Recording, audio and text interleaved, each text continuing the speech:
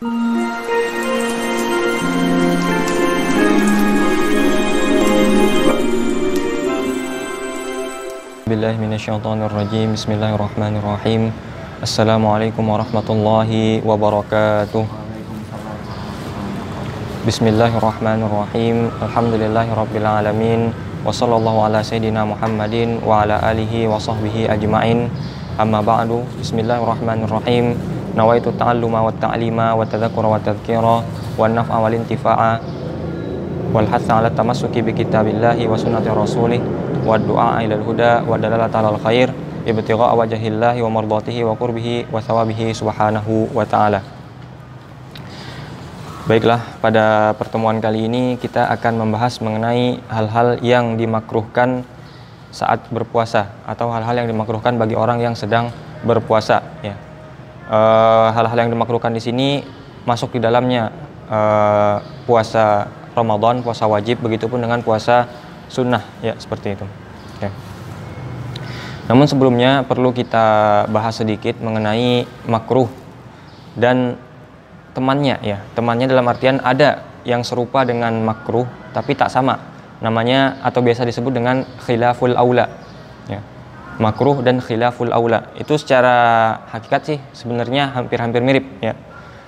Bedanya apa? Bedanya kalau seandaikan, ya, andaikan misalkan sesuatu hal disunahkan untuk dikerjakan, kalau kita tidak kerjakan berarti hukumnya bagaimana? Bagaimana? Sesuatu yang disunahkan untuk dikerjakan atau sesuatu yang disunahkan untuk kita tinggalkan, misalnya disunahkan untuk meninggalkan hal ini, tapi kita kerjakan hal tersebut, apa hukumnya? Ada dua kemungkinan, ya.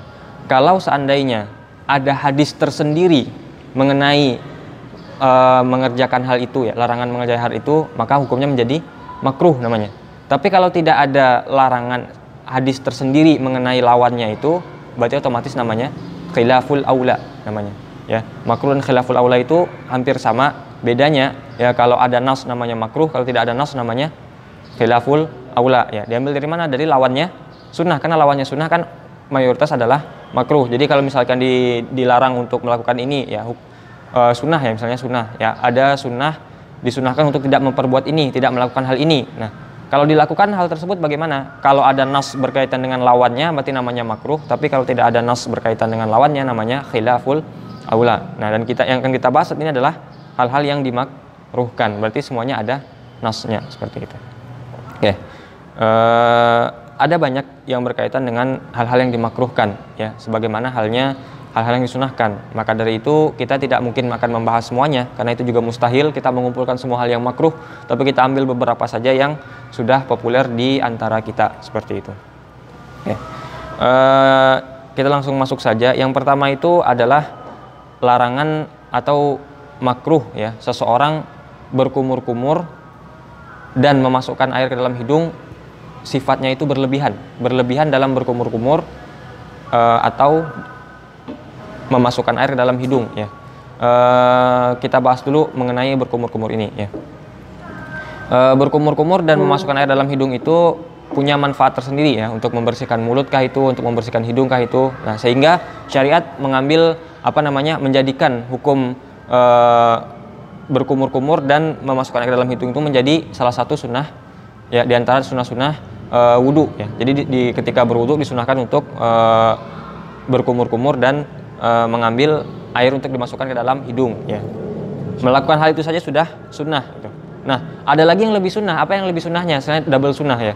Al-mubalaghatu fil madmadah wal istinsyak, ya.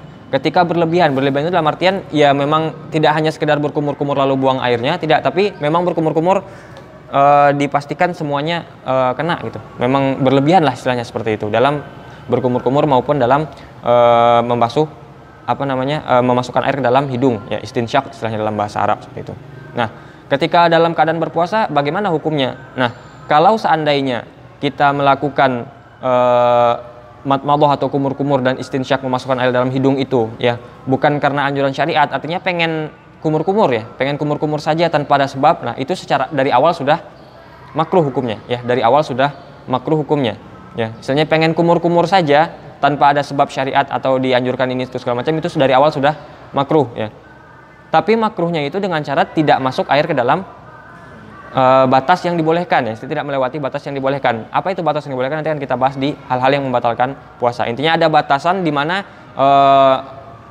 sesuatu ketika masuk melewati batas itu maka batal puasanya. Selagi tidak melewati batas dan hanya berkumur-kumur tanpa ada sebab, maka dia hukumnya makruh, seperti itu. Begitupun dengan memasukkan air ke dalam hidung ya. Ada batasannya ya, nanti batasnya kita bahas tersendiri seperti itu. Nah, bagaimana kalau ada tuntutan syariat di situ? Contohnya apa tuntutan syariat? Misalkan berwudu ya. Kalau berwudu bagaimana hukumnya? Bagaimana hukumnya kalau berwudu? Misalnya orang lagi berpuasa lalu berwudu, lalu dia berkumur-kumur dan memasukkan air dalam hidung. Bagaimana hukumnya? Bagaimana hukumnya? Kalau seandainya hanya berkumur-kumur biasa saja, hukumnya boleh. Gitu. Ya, ingat ulangi lagi ya. Jadi kalau orang berkumur-kumur saja tanpa ada sebab, misalnya tanpa pengen kumur-kumur atau pengen masukkan air dalam hidung ya, maka otomatis hukumnya menjadi makruh ya, selagi tidak masuk ke dalam tenggorokan atau tidak masuk ke melewati batas yang dibolehkan seperti itu. Nah, kalau ada anjuran syariat, kalau biasa saja boleh, tapi kalau berlebihan baru makruh ya. Jadi kapan makruhnya? Makruhnya ketika berlebihan dalam berkumur-kumur dan membersihkan memasukkan air dalam hidung itu ya, berlebihan. Ingat batasnya sama, selagi tidak masuk ke dalam batas atau melewati batas yang diperkenankan, dibolehkan. Kalau sudah melewati otomatis puasanya batal ya, puasanya batal dan hukumnya haram jadinya kalau dia dari awal sudah khawatir ya. Nah, bahkan ada yang membahas bahwasanya kalau dari awal orang sudah tahu bahwasanya dari kebiasaannya, dia artinya dia terbiasa ketika memasukkan air dalam hidung atau berkumur-kumur, dia ya tahu ya, biasanya saya kalau memasukkan air dalam hidung atau berkumur-kumur, airnya pasti masuk dalam, misalnya lewat dari batas yang dibolehkan. Nah, ketika itu sebelum dia melakukan pun hukumnya sudah haram untuk dia, seperti itu ya. Jadi selagi masih diyakini air tidak masuk ke atau tidak melewati batas yang diperkenankan, maka itu hukumnya makruh kalau berlebihan ketika wudu ya. Tapi kalau di luar wudu biasa saja tanpa berlebihan pun sudah makruh, seperti itu. Nah, tapi kalau misalnya tidak yakin maka hukumnya menjadi haram, seperti itu. Bisa dipahami ya? Itu yang pertama ya. Berlebih-lebihan dalam berkumur-kumur dan memasukkan air dalam hidung ketika wudu ya. Tapi kalau tidak ketika wudu, biasa pun ya, tanpa berlebih-lebihan pun sudah makruh, seperti itu. Nah, bagaimana kalau seandainya ada najis atau ada hal-hal dalam mulut seperti itu? Apakah hukumnya menjadi makruh? Misalkan ada darah ya, mulut berdarah, darah itu kan najis. Nah, bagaimana hukumnya? Bagaimana hukumnya? Nah, ketika itu tidak menjadi makruh, bahkan wajib hukumnya. Bahkan wajib ya. Kenapa? Karena kalau tidak dibersihkan nanti akan bercampur dengan ludah. Nah, nanti akan kita bahas bahwasanya ludah kalau bercampur dengan zat lain, zat asing lain ya, dan masuk ke dalam mulut, masuk dalam batas atau melewati batas yang dibolehkan, maka itu sudah termasuk membatalkan puasa. Nah, makanya wajib hukumnya ketika ada najis di dalam mulut ya, ada najis di dalam mulut atau ada darah atau segala macam yang seperti itu, maka wajib justru berkumur ya, menjadi wajib hukumnya, berubah lagi hukumnya. Jadi hukumnya itu fleksibel ya. Jadi hukum fleksibel. Nah, makanya ketika menghukumi sesuatu itu kita mesti sabar dulu, harus tahu masalah sebenarnya seperti apa gitu. Tapi kalau kita hukumkan misalkan, apa hukumnya orang berkumur-kumur ketika lagi berpuasa? Ya populernya apa? Makruh, seperti itu. Cuman kita akan detailkan lagi. Nah, makruhnya itu bagaimana? Nah, kalau tidak ada sebab yang membuat kita mengharuskan untuk berkumur-kumur, maka secara otomatis biasa saja sudah dianggap makruh ya, seperti itu. Nah, tapi kalau dalam keadaan sesuatu yang disyariatkan, seperti misalkan sholat atau mau berwudu ya, mau sholat kita kan berwudu. Nah, ketika berwudu itu bagaimana? Kalau biasa saja ya tidak masalah. Tapi kalau misalnya berlebihan berarti hukumnya makruh, seperti itu. Nah, kalau dalam keadaan mulut bernajis bagaimana? Itu kan tuntutan syariat juga nanti itu. Bagaimana hukumnya? Berubah menjadi wajib. Artinya hukumnya fleksibel itu. Nah, semuanya dengan cara tidak melewati batas yang dibolehkan. Artinya kalau air melewati batas yang dibolehkan maka batal puasanya, seperti itu. Oke. Yang kedua adalah hal yang dimakruhkan adalah mencicipi makanan ya.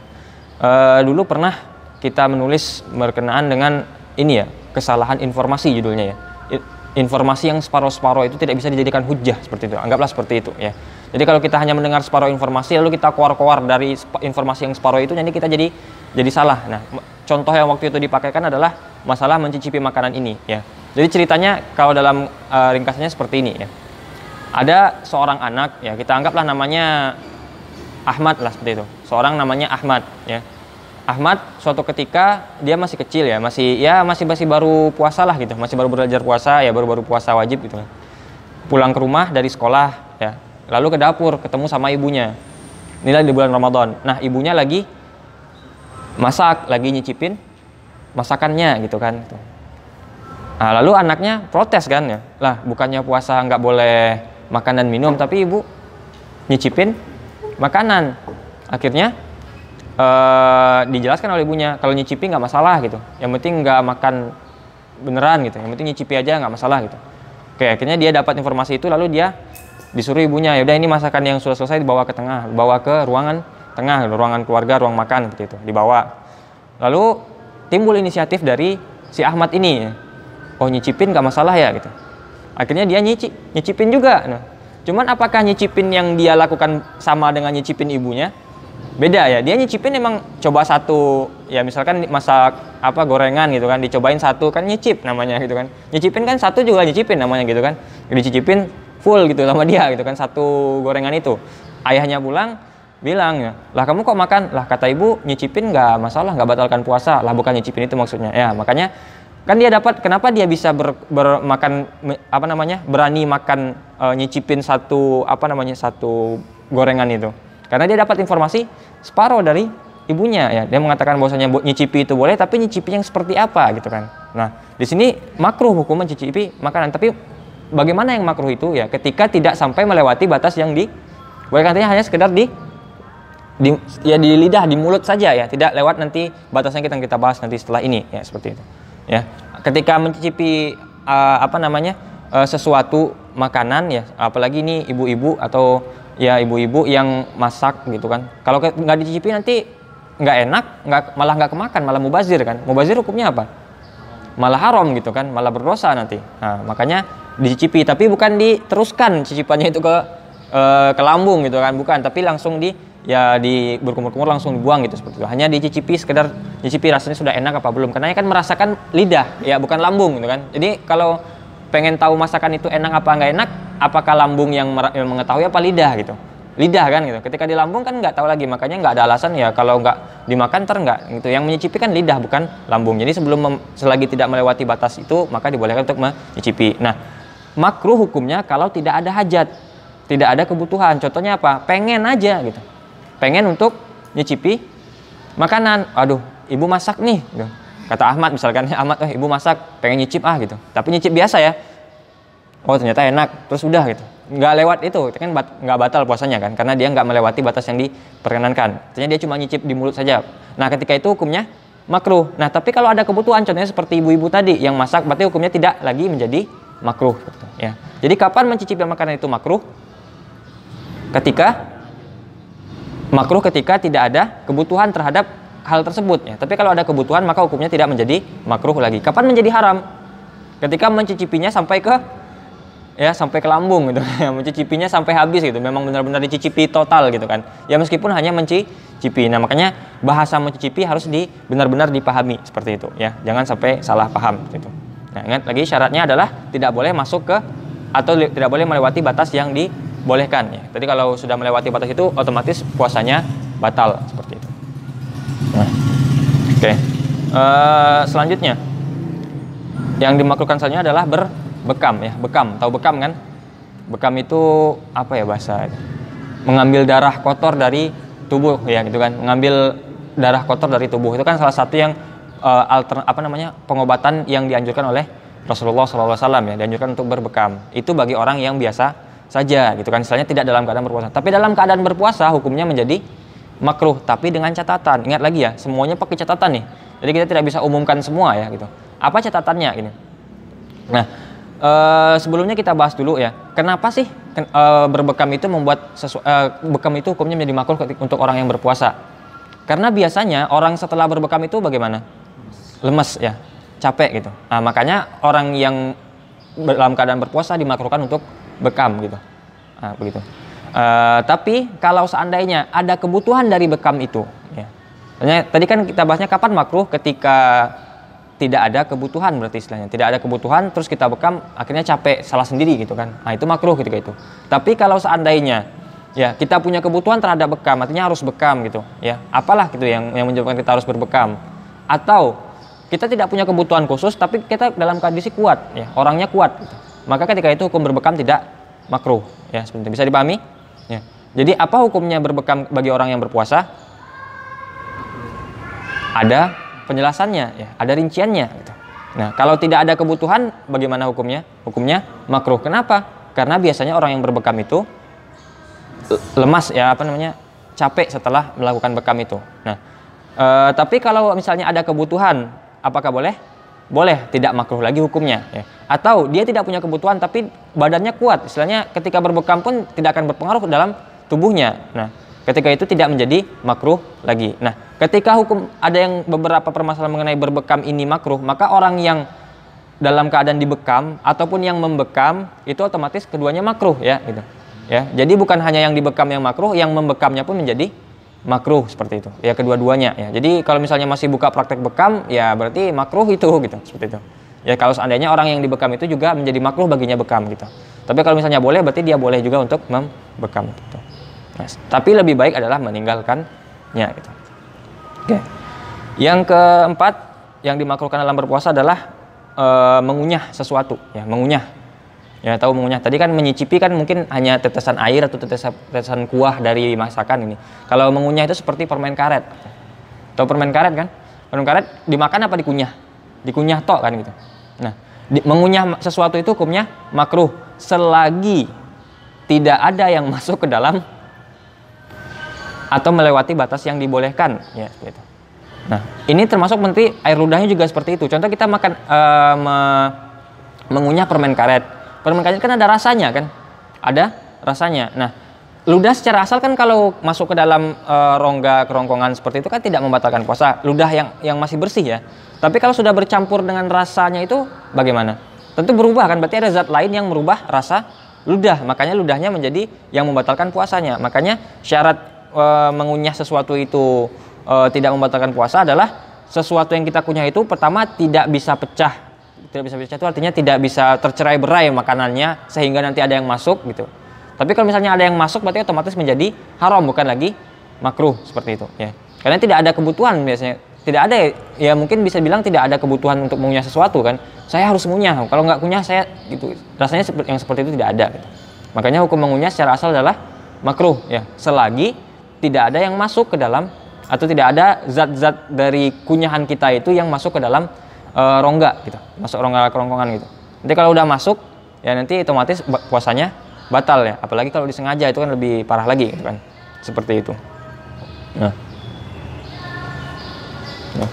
Tapi kalau dari awal kita yakin, misalnya kita ingin mengunyah sesuatu, tapi kalau saya kunyah ini pasti akan ada yang masuk ke dalam kerongkongan. Nah, dari awal pun sudah menjadi haram. Ya, ingatlah tadi apa hukum asalnya mengunyah sesuatu? Ya, kita lagi mengunyah sesuatu. Nah, kalau seandainya kunyahan kita itu nggak ada yang masuk ke dalam tubuh, ya meskipun zat-zat seperti sisa-sisa rasa terus nyampur sama ludah seperti itu tidak ada yang masuk, berarti hukumnya menjadi makruh. Ya, hukum asalnya menjadi makruh. Tapi kalau masuk, hukumnya menjadi haram. Nah, tapi kalau dari awal kita sudah yakin bahwasanya akan ada yang masuk, otomatis menjadi haram dari awalnya. Ya, dari awal sudah haram gitu. Tidak perlu lagi memasukkan itu. Tidak perlu coba-coba.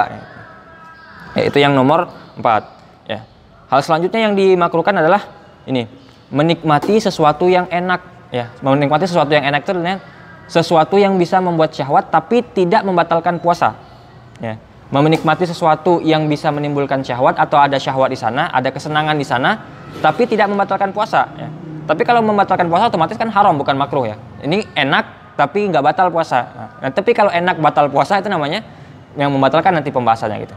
Apa contohnya? Seperti ketika kita menyium bau-bau aroma masakan gitu. Ada orang lagi masak, aromanya tercium oleh kita gitu. Nah, itu kan makruh ya. Itu hukumnya makruh karena enak kan? Lagi puasa mencium bau masakan gitu. Ya fabi ayyi ala rabbikum tukadziban kan, itu kan udah lumayan daripada nggak sama sekali gitu kan. Nikmat apalagi kalau nggak bisa gitu, apalagi seharian nggak itu kan puasanya lemas gitu kan. Dapat bau seperti itu, aduh udah luar biasa sekali. Tapi hukumnya makruh. Tidak haram, kenapa? Karena bukan zat, bukan ain, misalnya bukan sesuatu benda atau sesuatu benda padat gitu. Hanya udara gitu kan. Sebagaimana kita bernafas, kalau seandainya udara juga membatalkan puasa, otomatis kita batal semua puasanya. Kenapa? Karena kita setiap hari, setiap detik menghirup udara gitu, seperti itu. Nah, cuman kalau udaranya kecampur sama aroma masakan, berarti hukumnya menjadi makruh. Begitupun dengan ketika kita mencium aroma parfum atau aroma bunga ya, ada bunga bunga mawar atau bunga melati yang harum yang mana gitu. Yang pokoknya bunga-bunga yang harum kita cium baunya, tuh kan baunya kerasa, itu makruh gitu. Karena enak tapi tidak membatalkan puasa gitu. Nah, ya seperti itu kira-kira. Begitu juga dengan hal-hal enak lainnya seperti kekenyangan. Ya kekenyangan itu enak nggak? Ya makan banyak itu enak kan tuh. Berarti kan makruh gitu, makan banyak hingga kekenyangan, maksudnya seperti itu ya. Makan terlalu banyak hingga kenyang. Nah, itu kan kadang kita terlalu terlalu bersemangat ketika sahur ataupun berbuka gitu kan. Akhirnya terlalu banyak makan kenyangan. Nah, itu kan enak ya. Makan banyak kan enak kan? Cuman itu menjadi makruh ya. Karena nanti kan tujuan dari puasa ini kan tidak hanya menahan ini, tapi kita bagaimana menahan diri kita dari syahwat-syahwat itu ya. Keinginan-keinginan duniawi kita bisa ditahan juga sekalipun itu boleh gitu. Ya. Hukumnya makruh. Jadi kekenyangan, makan terlalu banyak hingga kekenyangan itu makruh. Maksudnya ke bab mana? Ke yang nomor 5 ini ya. Melakukan sesuatu yang enak, yang ada syahwat tapi tidak membatalkan puasa. Begitupun dengan tidur. Ya, tidur enak nggak tidur? Ya enak lah, orang tidur bisa istirahat gitu. Nah, kalau tidurnya berlebihan, ini kan terlalu enak. Nah, ini juga harus dihindari karena hukumnya makruh ya, masuk ke yang nomor 5 ini. Begitu juga dengan ngobrol yang tidak penting ya. Jadi ngobrol-ngobrol yang tidak penting itu kan enak, apalagi kalau ya ghibah itu sangat ya, tiba-tiba ketika kita sahur, azan, ghibah, tahu-tahu maghrib gitu kan. Biasanya cepat waktunya karena ngomongin orang gitu kan. Nggak kerasa waktunya seperti itu. Nah, hal-hal seperti itu kan boleh-boleh, maksudnya kalau ghibah ya haram kan. Maksudnya kalau kita ngobrol apapun lah yang tidak penting gitu kan, seperti itu. Yang tidak penting ya. Nah, itu kan enak meskipun ngobrolnya itu enak gitu. Nah, keenakannya itu syahwatnya kan nggak membatalkan puasa, tapi hukumnya tetap makruh. Nah, jadi yang nomor 5 ini itu cakupannya sangat luas sekali ya. Cakupannya hanya sangat luas ya, tidak beberapa saja ya. Pokoknya segala hal yang sifatnya enak, segala hal yang sifatnya ada syahwat di sana gitu. Kita bersyahwat di sana, tapi syahwat itu tidak membatalkan puasa. Ingat catatannya, tidak membatalkan puasa. Nanti ada syahwat yang membatalkan puasa, itu batal puasanya. Nah, kalau ini maksudnya sesuatu yang bersyahwat, kita melakukan sesuatu yang ada syahwat di sana ya, kita jadi senang di sana.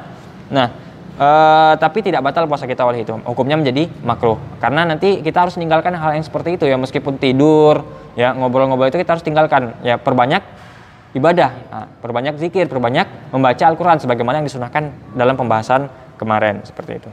Itu yang nomor 5. Selanjutnya nomor 6 ya. Nomor 6 ini khusus bagi suami istri ya, khusus bagi suami istri itu. Nah, kalau seandainya berhubungan suami istri, jelas itu yang membatalkan puasa batal jelas itu kalau berhubungan suami istri ya. Nanti bahkan kalau terpenuhi 9 syarat ya, itu harus kafarat, ya, bayar kafarat. Nanti harus ada kafaratnya. Gitu. Kalau terpenuhi 9 syaratnya, nanti kita bahas di yang membatalkan. Nah, cuma kalau seandainya tidak sampai berhubungan suami istri tapi bermesraan ya, itu hukumnya makruh ya. Contohnya apa? Seperti bercumbu gitu. Terus berpelukan ya, terus berpegang-pegangan tangan gitu ya antara suami istri. Nah, itu apakah membatalkan puasa? Tidak kan? Ya, secara asalnya tidak, hukumnya makruh ya. Tapi kalau seandainya perbuatan-perbuatan seperti itu ya bisa mendorong ke arah hubungan suami istri atau bisa membuat apalagi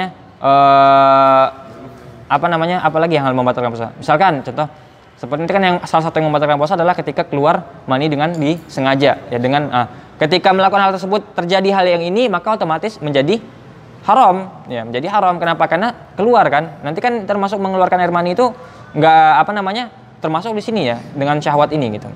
Makanya apa hukum asalnya melakukan atau bermesraan antara suami istri itu ya, seperti bercumbukah itu atau berpelukan atau berpegangan tangan seperti itu, hukumnya makruh selagi tidak ada hal-hal atau selagi tidak membawa ke arah yang membatalkan puasa. Apa itu contohnya? Seperti bisa jadi nanti kalau terlalu keenakan bisa jadi menyebabkan berhubungan suami istri, maka itu hukumnya haram dari awal.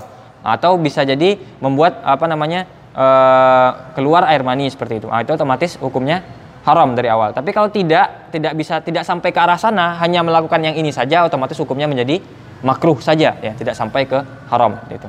Ya, jelas ya. Itu mengenai itu al-qublah wal mu'anaqah wal lams. Oke.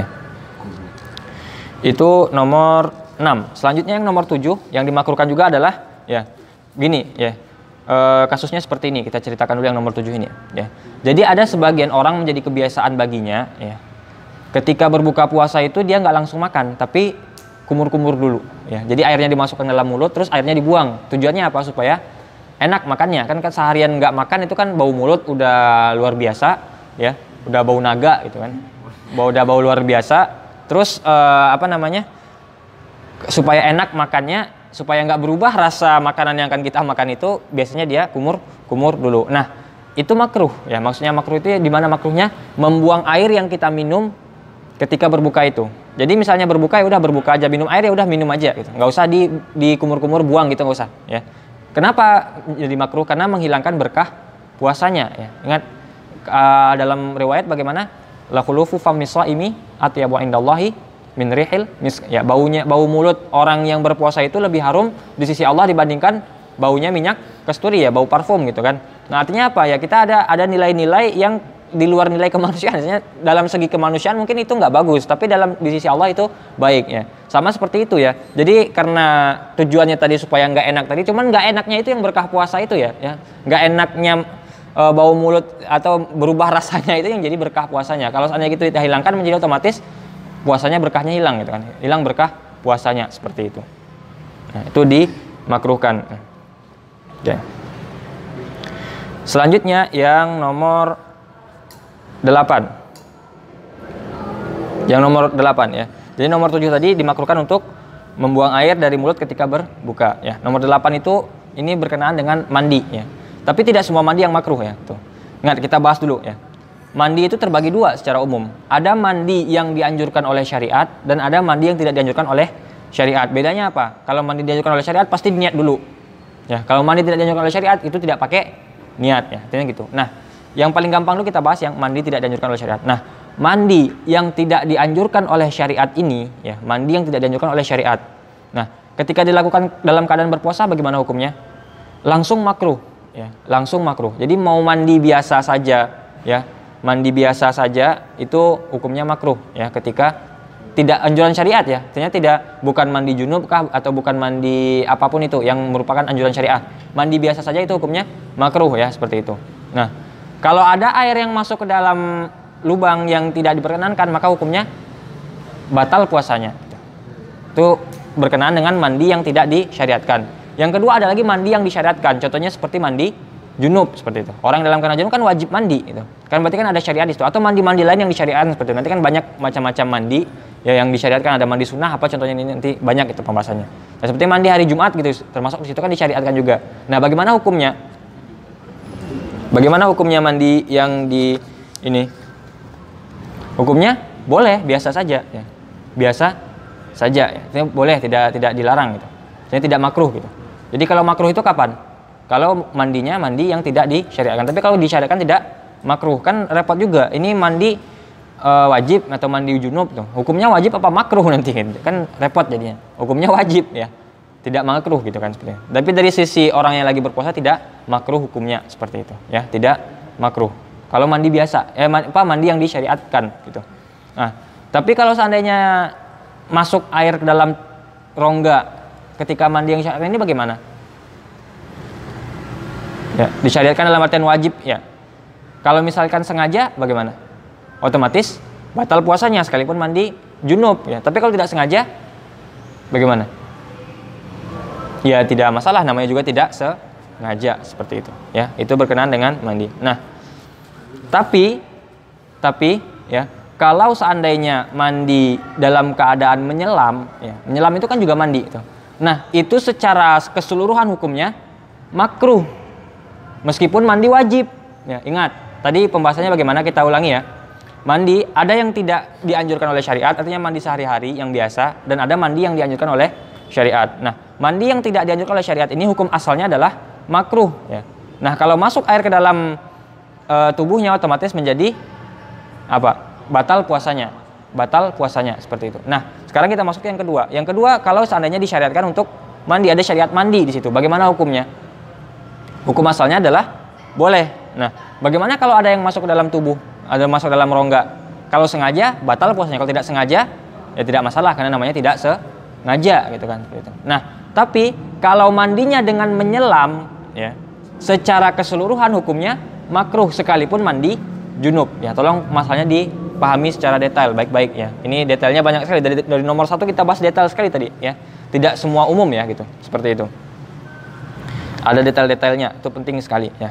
Nomor 9, yang dimakruhkan juga adalah bersiwak namanya ya, gosok gigi lah seperti itu. Nah, detailnya ada juga ya. Tadi tidak semua siwak yang makruh. Kapan siwak dikatakan makruh? Pertama, ketika dilakukan dalam keadaan berpuasa tentunya ya. Kalau orang nggak berpuasa, apa hukumnya bersiwak? Ya, dalam keadaan tertentu hukumnya malah sunnah ya. Ketika sebelum wudhu bersiwak sunnah, ketika sebelum sholat bersiwak sunnah, seperti itu. Nah, tapi kalau dalam keadaan berpuasa hukumnya makruh. Itu yang ketika berpuasa makruh, itu yang pertama ya. Yang kedua, kapan yang membuat dia makruh? Ketika dilakukan setelah tergelincir matahari atau setelah zuhur ya. Berarti kapan siwak itu makruh? Yang pertama ketika berpuasa, yang kedua ketika setelah zuhur, dilakukan setelah zuhur atau setelah tergelincir matahari. Nah, kalau tidak berpuasa tadi kita bahas bahwasanya itu tidak masalah, bahkan sunnah dalam beberapa keadaan. Kalau tidak dalam atau lagi berpuasa tapi setelah zuhur atau sebelum zuhur, bagaimana hukumnya? Hukumnya boleh-boleh saja, tidak makruh seperti itu ya. Bisa dipahami? Tidak makruh hukumnya sebelum itu. Oke. Nah, kenapa sih dimakruhkan untuk orang yang berpuasa siwak itu? Yang setelah yang siwak yang dengan syarat tadi ya, kenapa makruh? Karena dapat menghilangkan bau mulut ya. Kenapa siwak bisa nanti kenapa siwak disunnahkan bagi orang yang tidak berpuasa sebelum sholat dan sebelum wudhu? Karena dapat menghilangkan bau mulut. Nah, kenapa siwak juga dimakruhkan bagi orang yang berpuasa ketika dilakukan setelah zuhur? Karena dapat menghilangkan bau mulut. Nah, alasannya sama, tapi hukumnya menjadi berbeda. Itu uniknya ya, seperti itu.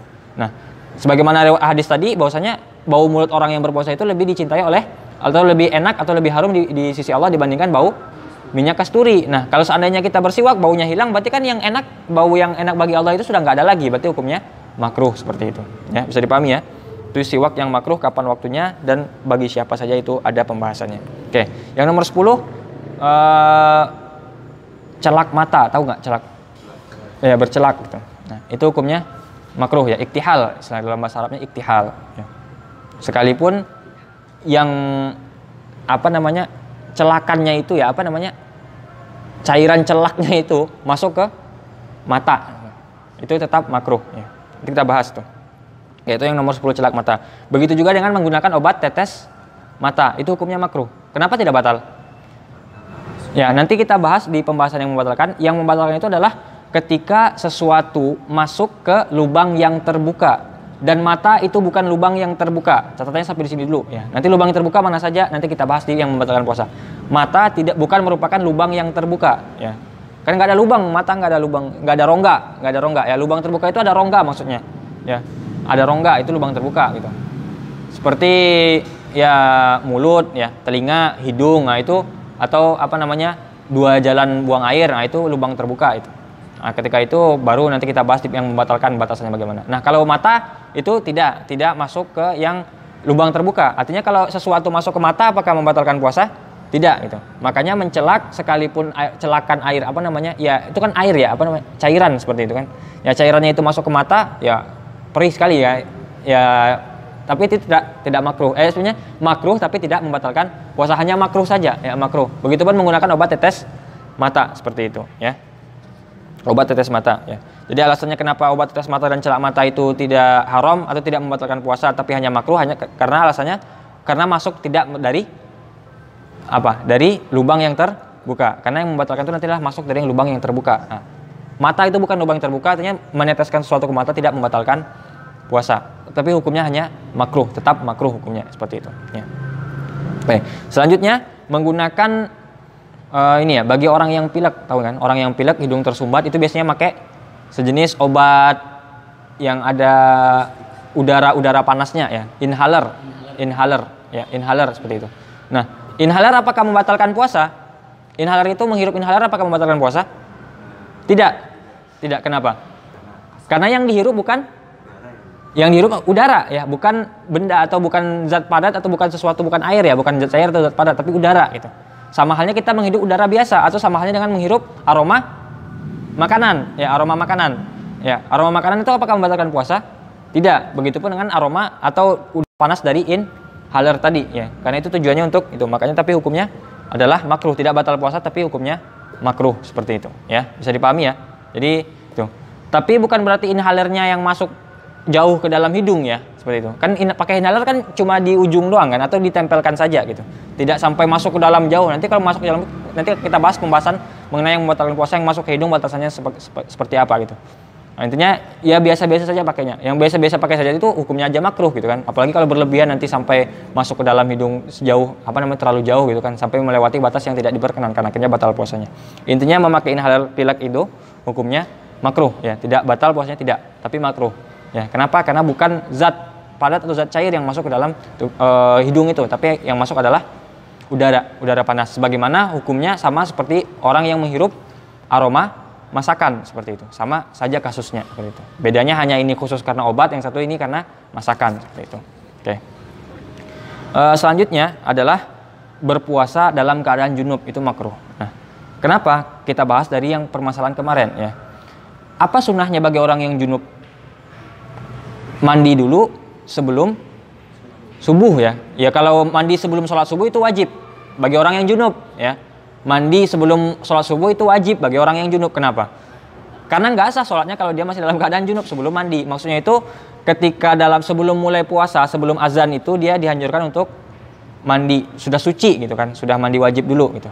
Nah, otomatis ketika dia belum mandi setelah terbit fajar tadi, setelah masuk waktu subuh, hukumnya menjadi makruh bagi dia gitu. Makruh bagi dia untuk misalnya puasanya jadi ada nilai-nilai makruh gitu. Intinya puasa orang yang dalam keadaan junub itu sah, apakah sah? Sah gitu.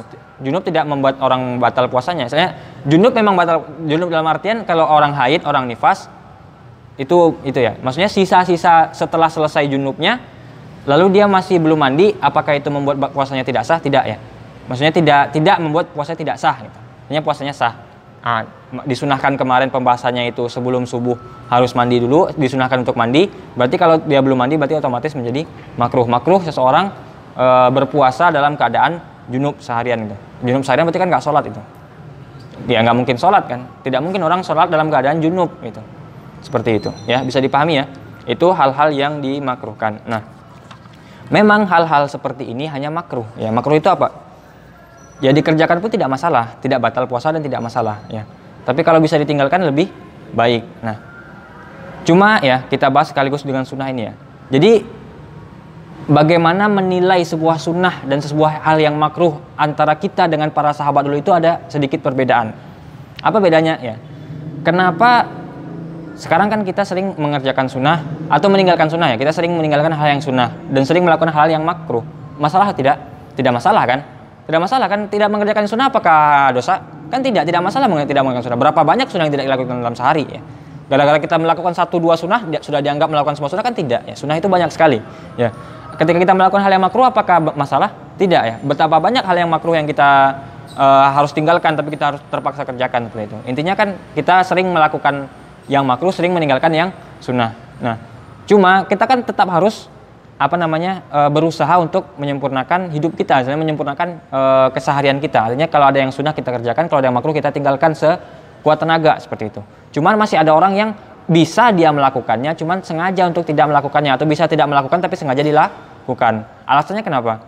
Karena kan cuma sunnah ya. Jadi misalkan, kenapa sih kamu kerjain ini? Ini kan kenapa sih kamu tidak melakukan ini? Gitu. Ini kan sunnah. Ya kan cuma sunnah gitu. Atau kenapa sih kamu kerjakan ini kan makruh? Ya kan cuma makruh. Tapi para sahabat dulu ya, kenapa dikerjakan sunnah ini? Karena ini sunnah. Alasannya sama nggak? Paham maksudnya? Kenapa kamu tinggalkan yang makruh dalam zaman sahabat? Karena ini makruh gitu. Orang sekarang meninggalkan sunnah karena sunnah, para sahabat mengerjakan sunnah karena sunnah. Orang sekarang mengerjakan yang makruh, karena hanya makruh. Tapi para sahabat mengerjakan yang makruh meninggalkan yang makruh karena makruh. Bisa dibedakan kalimatnya? Ya itu nadanya berbeda, maksudnya tidak sama ya. Nah, para sahabat dulu ya, ketika mendengar sesuatu itu bernilai ibadah, itu giatnya luar biasa. Nah, itu maksudnya di situ ya.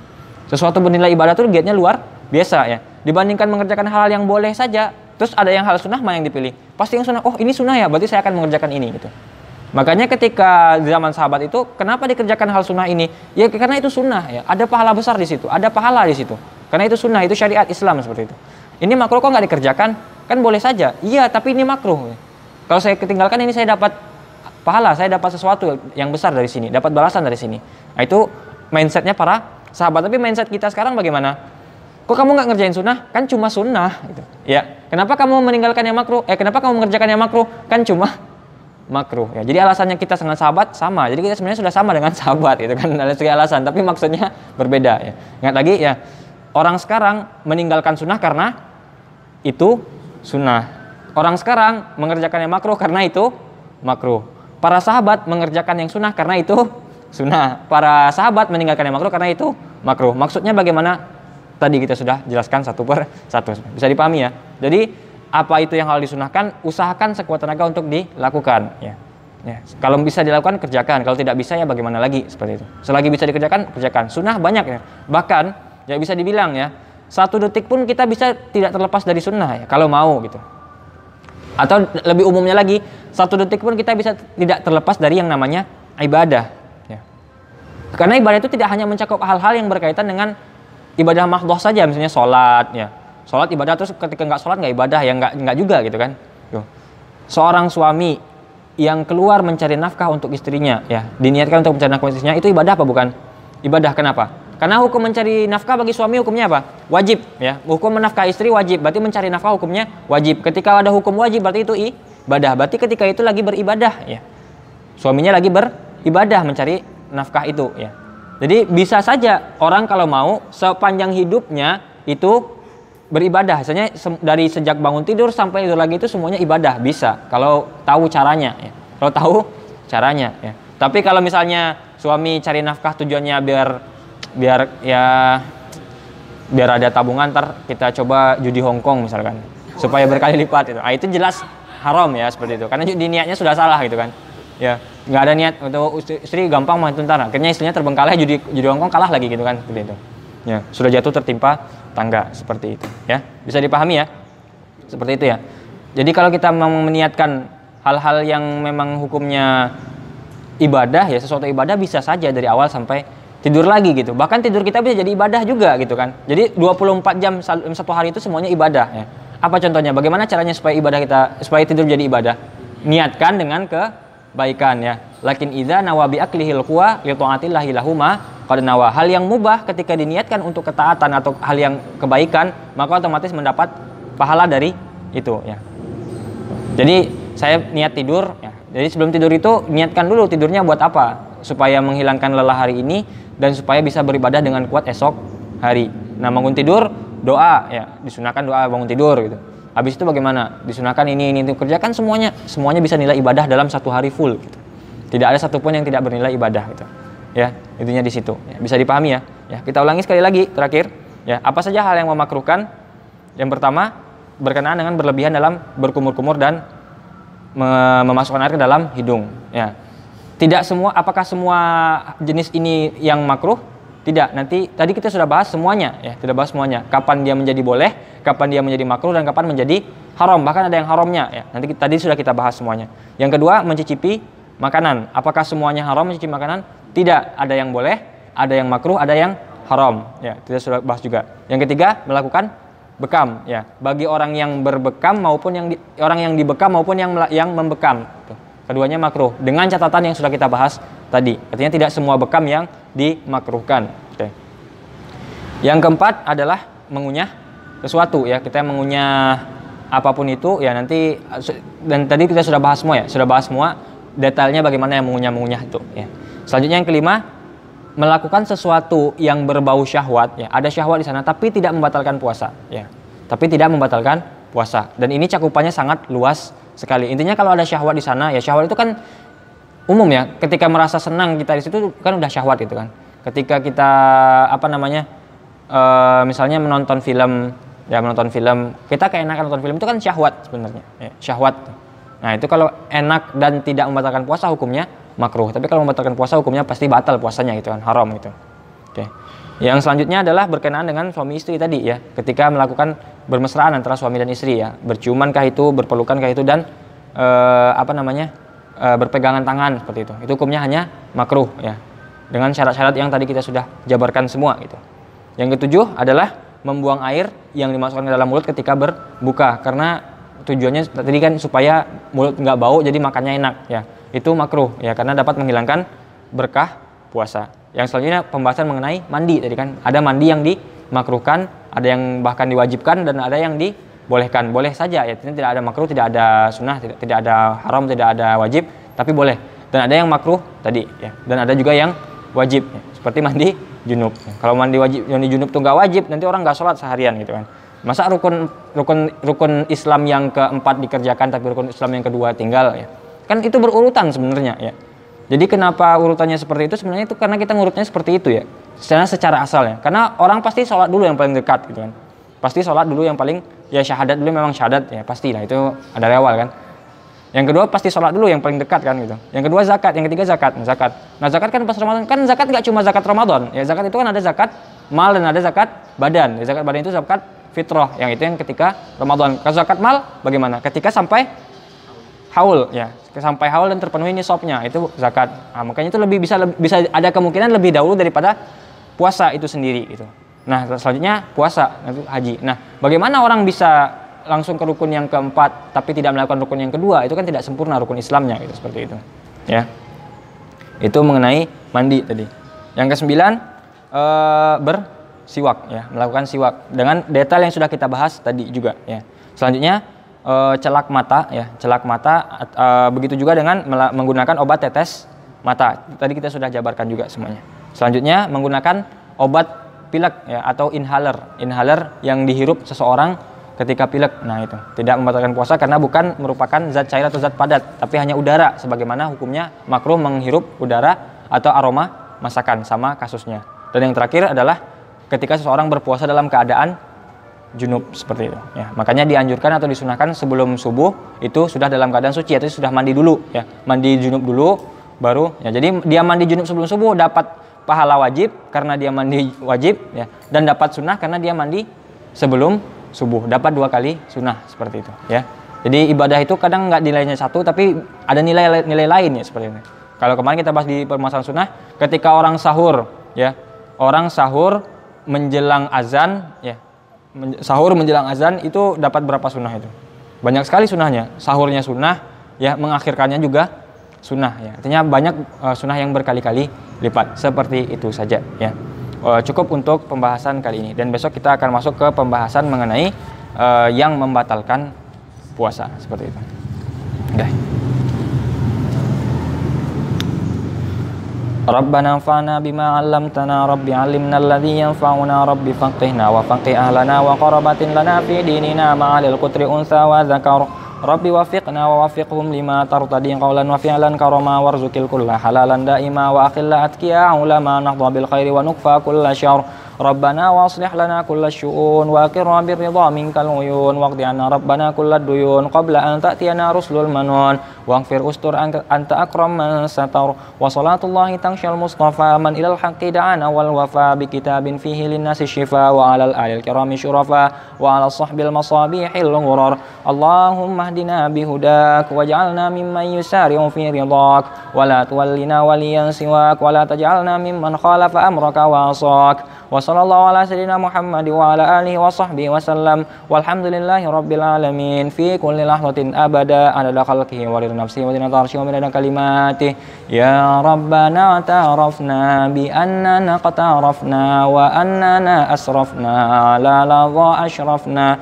fatub alaina tauba taksilu kulla hauba wastur lana laurati wa aminir rawati waghfir li walidina rabbi wa mauludina wal ahli wal ikhwani wa sairil khillani wa kulli dhi mahabba aw jiratin aw suhba wal muslimina ajma rabbi amina rabbi isma' fadlan wajudan manna la biktisabin minna bil mustafa rasuli nahwa bi kulli suli salla wa sallam rabbi alaihi addal habbi wa alihi was sahbi aidada tasyas suhbi walhamdulil ilahi fil bad'i wat tanahi subhana rabbika rabbil izzati amma yasifun wa salamun alal mursalin walhamdulillahi rabbil alamin fi kulli lahzatin abada adada khalqihi wa ridha nafsihi wa zinata arsyihi wa midada kalimatihi akhirul kalam wabillahi taufiq wal hidayah wa ridha wal inayah wassalamu alaikum warahmatullahi wabarakatuh.